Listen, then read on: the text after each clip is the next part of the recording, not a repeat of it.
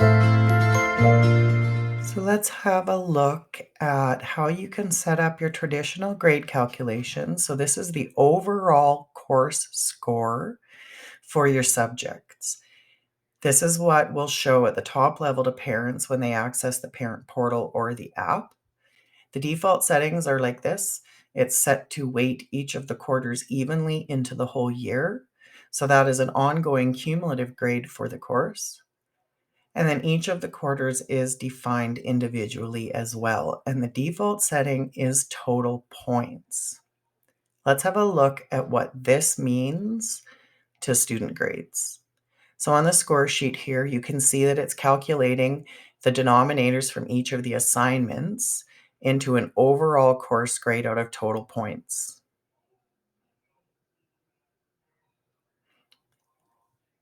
Back in the traditional grade calculation, let's have a look at setting up a calculation based on standards weighting. So the standards in our grade book aren't specific. We just have the general ones in for language arts and math. But if you set it to standards weighting and specific weights, and then flip over to the specific weights tab, you can see the default percentages in here.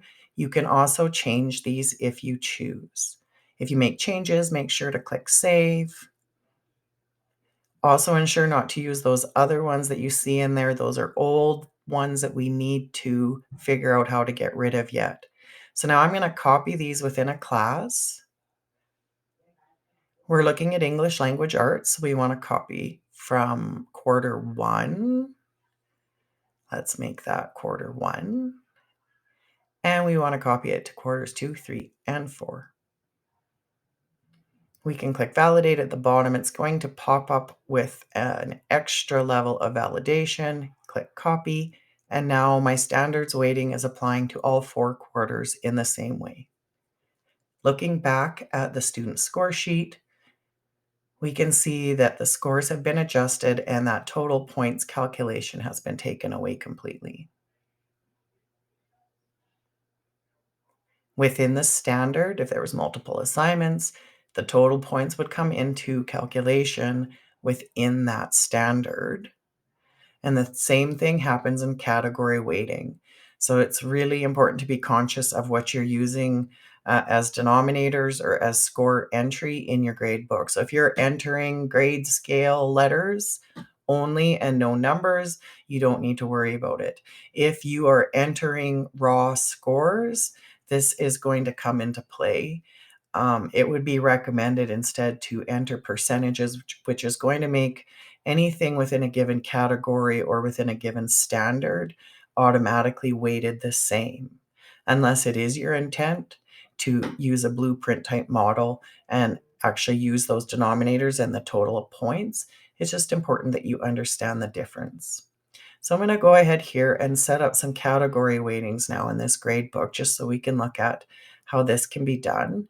You can use categories such as what is seen here. This could also be summative, counting as 100% on its own. You can't put something in counting as 0. So if you're only using a formative and summative, then you would just have that summative counting as 100%, keeping in mind that that's going to be total points inside. So we're going to copy this through to all the quarters for language arts. You can also copy from subject to subject if you're using category weighting and the same categories in those subjects. So this can quickly be filled through everything if that's what you need. So back to the score sheet, we still see the absence of the total points in the calculation of the whole course grade. These have been adjusted to match the new grade calculations. If you don't think things have adjusted properly, do a grade recalculate by clicking the small gear when you're looking at the score sheet, and that should fix everything up. Here I'm looking at the category totals. So again, just to draw your attention to that within these categories, it is figuring out those category grades using total points. So it's important to pay attention to what you're putting in for those denominators on your assignments, because that's where that grade is coming from. So here is a side-by-side glance of how those different traditional grading calculation setups affect the student grades. So these were set up with 5 assignments, which happens to be how many categories and standards are attached, with 1 attached to each standard and category to really showcase how those calculations can affect the grades. If you have questions, make sure to check in with your principal.